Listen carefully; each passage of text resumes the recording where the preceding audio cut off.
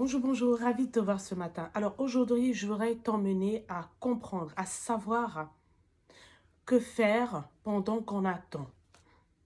Nous avons un moment ou un autre, tous, une période où nous devons attendre. Un moment où nous devons attendre, c'est-à-dire que Dieu, par un moyen, travaille en nous la patience. La Bible dit que, sachez que l'épreuve de votre foi produit en vous la patience. C'est-à-dire toute chose concourt à nous rendre patients, à s'attendre à Dieu. Que ce soit dans notre vie quotidienne, quand tu attends ton tour chez le coiffeur ou que tu attends ton tour pour être vu par le médecin, nous sommes tous amenés à attendre. Mais comment attendons-nous? Imagine, tu es dans une salle d'attente, tu attends ton tour chez le médecin, tu attends comment? Il y en a qui attendent en murmurant, en s'agaçant, en s'aigrissant, qui attendent en s'embêtant tout simplement, qui attendent de la mauvaise manière, la manière la plus pénible, la manière la plus désagréable.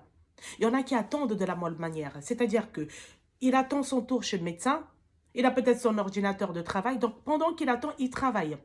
Il a peut-être quelques notes, pendant qu'il attend, il prend des notes. Il y a des personnes qui attendent en regardant leur téléphone, en se divertissant. Dans notre cas, on parle d'attendre la bénédiction du Seigneur. Le Seigneur t'a délivré peut-être d'un chômage chronique, t'a fait une promesse que tu allais sortir de ces faux boulots que tu enchaînes depuis des années, de cette instabilité professionnelle. Il t'a promis un travail glorieux, quelque chose de meilleur, quelque chose qui serait plus correspondant au diplôme que tu as fait, aux études que tu as faites. Mais tu dois attendre que sa promesse se réalise. Tu dois attendre que Dieu te fasse grâce. Tu dois attendre le temps de Dieu.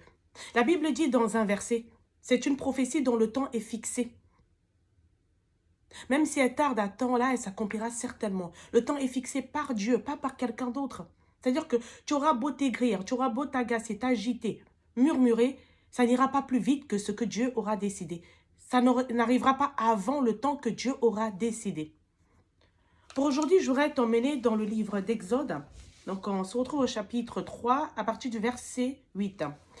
Alors, je suis donc descendu pour le délivrer du pouvoir des Égyptiens. Je veux l'emmener d'Égypte dans un pays beau et grand qui déborde de lait et de miel. C'est le pays des Cananéens, des Hittites, des Amorites, des Périzites, des Hivites et des Jébusites. C'est-à-dire que le Seigneur délivre les Israélites d'Égypte pour les emmener quelque part. Il les sort de l'esclavage, il les délivre de l'esclavage pour leur donner la liberté, pour les emmener dans un pays plus agréable, dans un endroit où ils n'auront plus à s'inquiéter, ils n'auront plus à travailler, ils n'auront plus à subir la servitude, la maltraitance. Tout comme le Seigneur te délivre, peut-être, je ne sais pas, d'un célibat, il te fait la promesse que tu vas sortir de ce célibat, tu vas sortir de cette instabilité professionnelle, tu vas sortir de cette dépendance affective. Tu vas sortir de cette maltraitance dans laquelle tu es, de ce foyer maltraitant, de cette famille. Tu vas sortir, il va te délivrer. Il te dit, je te délivre des mains de tes gourous et je t'emmène quelque part. Et je te donne ma vie en abondance, ma vie de paix, de sérénité, où tu n'auras plus à souffrir de ces choses-là, où tu n'auras plus à subir tous ces mauvais traitements que t'affligent tes oppresseurs. Mais en attendant que cela se réalise, tu dois traverser un désert.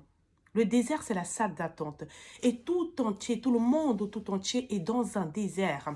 C'est-à-dire que déjà, à la base, quand Jésus nous sauve, quand nous recevons Jésus, il nous promet le ciel, le paradis. Il nous promet le royaume des cieux. C'est-à-dire que notre parcours sur terre est un désert. Notre parcours sur terre est comparé à une salle d'attente. Nous sommes tous sur terre en attente d'aller quelque part, d'aller au royaume des cieux, d'aller souper à la table du Christ, d'aller s'asseoir dans la maison du Père. C'est notre mission, c'est-à-dire c'est notre état actuel en tant qu'enfant de Dieu. Mais comment attendons-nous? Pendant qu'on s'attend à l'enlèvement, pendant qu'on s'attend à notre salut, qu'est-ce que nous faisons? Qu'est-ce que nous faisons? Pendant que tu t'attends à la promesse de Dieu, pendant que tu t'attends au travail, au mariage que le Seigneur t'a promis, au voyage, au succès, aux grandes réalisations que Dieu t'a promises, qu'est-ce que tu fais en attendant? Qu'est-ce que le Seigneur voudrait que tu fasses? Parce que je sais certainement ce que tu fais, mais je suis sûre que tu ne fais pas ce que Dieu voudrait que tu fasses. C'est-à-dire que tu t'agaces, tu murmures, tu t'aigris, tu te mets en colère. Il y a des jours où tu te refroidis, il y a des jours où tu pries, des jours où tu n'as pas envie de prier. Parce que tu te dis, la promesse tarde à venir. Dieu ne m'a peut-être pas entendu. C'est peut-être mon imagination qui m'a promis des choses. C'est peut-être pas Dieu qui m'a parlé. Ce pasteur, ce prophète a peut-être menti. Il m'a peut-être dit des paroles qui n'étaient pas réelles. C'est faux. Dieu t'a promis quelque chose. Et Dieu est bon, il est fidèle et bon pour réaliser ses promesses. Tu auras beau multiplier les jeûnes, les prières, les nuits incessantes, les veillées. Dieu ne va pas aller plus vite que le temps qu'il s'est fixé. Je vais partager avec toi un autre verset, dans Exode 32 cette fois-ci, à partir du chapitre 4. Celui-ci les prend, il les fait fondre dans un moule, et il fabrique une statue de veau. Alors les Israélites disent, « Voici notre Dieu qui nous a fait sortir d'Égypte. » Quand Aaron vit cela, il bâtit un autel devant la statue, et il dit, « Demain nous ferons une fête pour le Seigneur. » Le jour suivant, tôt le matin, le peuple offre des sacrifices complets et il apporte des sacrifices de communion. Les Israélites s'assoient pour manger et pour boire. Ils se lèvent pour s'amuser. C'est-à-dire que le Seigneur, quand il envoie Moïse vers Pharaon, il lui dit, « Laisse aller mon peuple pour qu'il m'adore, pour qu'il me serve. »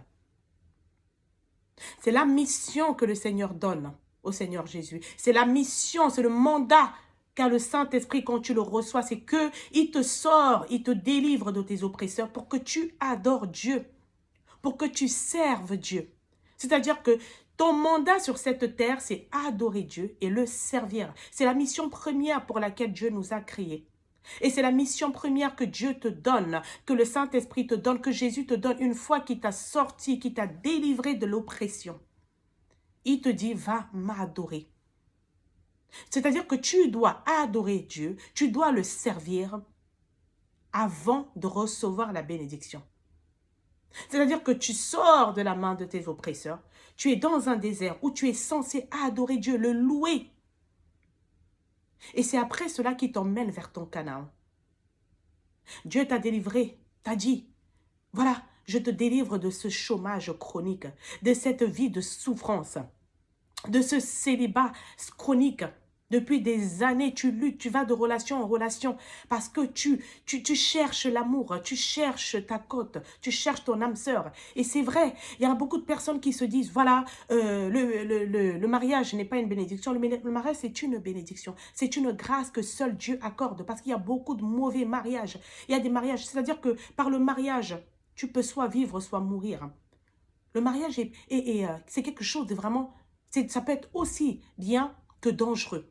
Donc, si Dieu ne te fait pas grâce d'être marié à la bonne personne, c'est la destruction. C'est-à-dire que là, revenons au passage, Dieu délivre le peuple d'Israël. Il leur dit, va, allez me servir, allez m'adorer. Ils arrivent dans le désert parce qu'ils s'agacent, ils s'aigrissent, ils murmurent.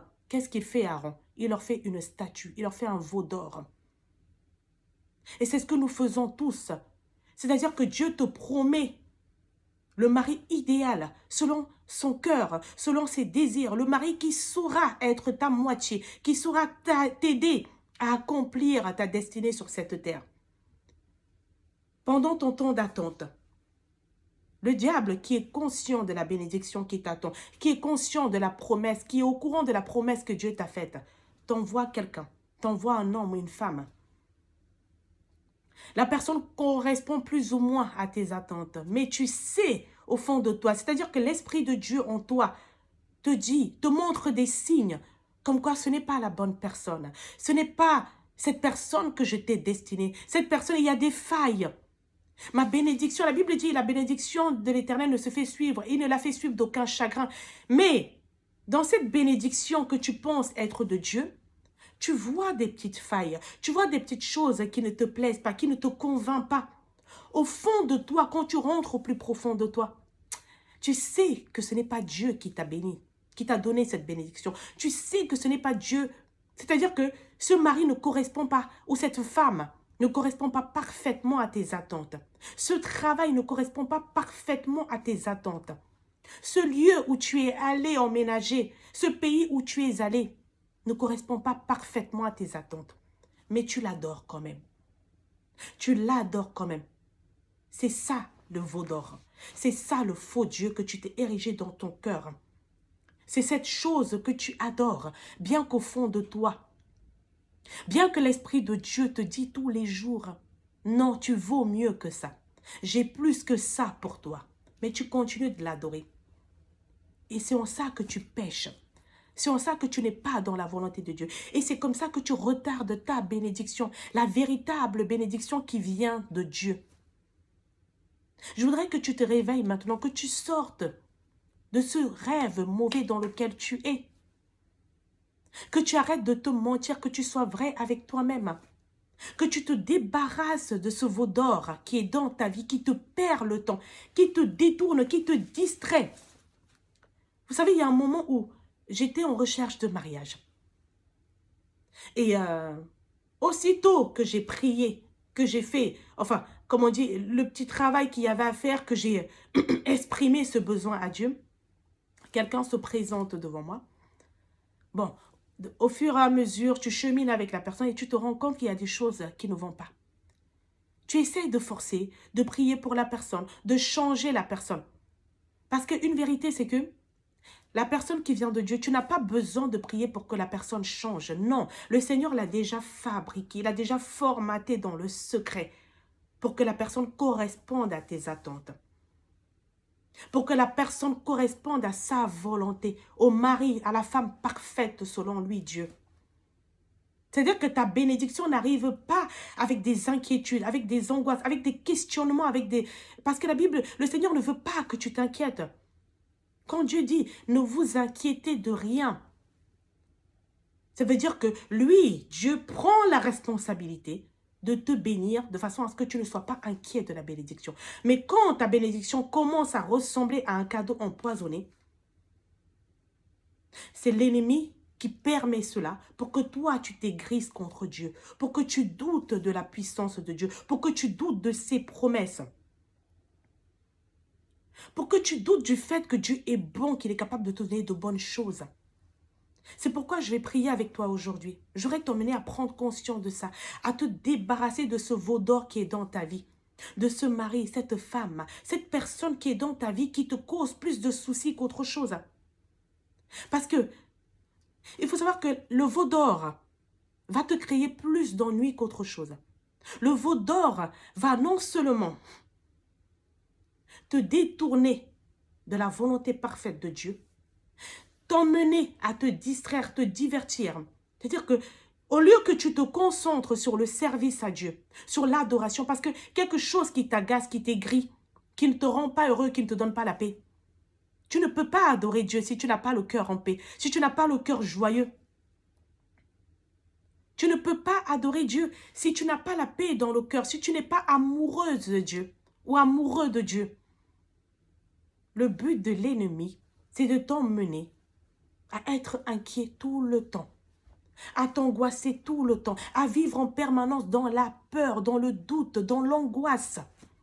Et c'est ça qui tue ton cœur. Quand la Bible dit « garde ton cœur plus que toute autre chose », ça veut dire que tout ce qui enlève l'amour dans ton cœur, tout ce qui t'emmène à ne pas avoir la paix, tu dois t'en débarrasser.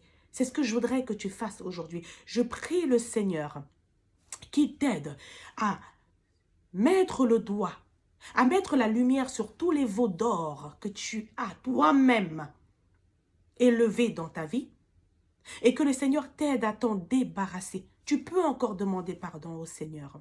C'est pourquoi je t'emmène maintenant à prier avec moi. Ferme les yeux et répète cette prière.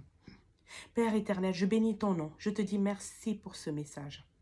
Je te dis merci pour ta grâce, pour ta lumière que tu envoies dans ma vie. Père, éclaire-moi. Montre-moi les zones d'ombre. Montre-moi quels sont les veaux d'or de ma vie. Qu'est-ce qui m'empêche d'être un avec toi? Qu'est-ce qui m'empêche de faire ta volonté, Seigneur? Père, ouvre-moi les yeux. Sois la lumière qui me conduit dans ce désert et conduis-moi dans ta direction, sur le chemin que tu as tracé pour moi. Merci Seigneur pour ta grâce, au nom de Jésus. Amen. Car en réalité, C'est Dieu qui guide le peuple dans le désert. Sans le Seigneur, sans le Saint-Esprit, tu n'iras pas à bon port.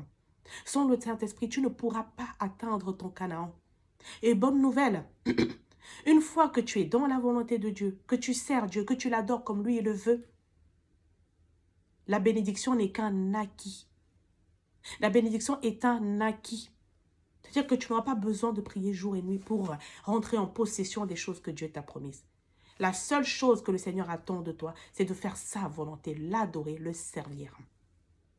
C'est comme un parent qui sait les besoins de son enfant. Tu es conscient que ton enfant a besoin de vêtements, ton enfant a besoin d'aller à l'école, ton enfant a besoin même d'un vélo pour pouvoir se déplacer, pour ses temps de loisirs. Ça va aussi, Dieu est aussi bon que ça pour t'offrir ce qui va concourir à ton loisir, à t'épanouir. Dieu est capable de faire ces choses-là. Dieu est le bon Père. Mais un parent attend, en contrario, en revanche, que son enfant lui soit obéissant, que son enfant l'aime, que son enfant le respecte, que son enfant fasse sa volonté. C'est ce que Dieu attend de toi. C'est pourquoi, dans un message précédent, je te demandais de demander à Dieu de te révéler tes dons, tes talents. C'est avec tes dons, tes talents, c'est-à-dire les capacités qu'il a mis en toi que tu es capable de le servir. Le servir, c'est quoi? L'adorer, c'est quoi? On verra cela dans un autre message. Que Dieu vous bénisse. Je vous souhaite une bonne journée. Je vous dis à très bientôt. Au revoir.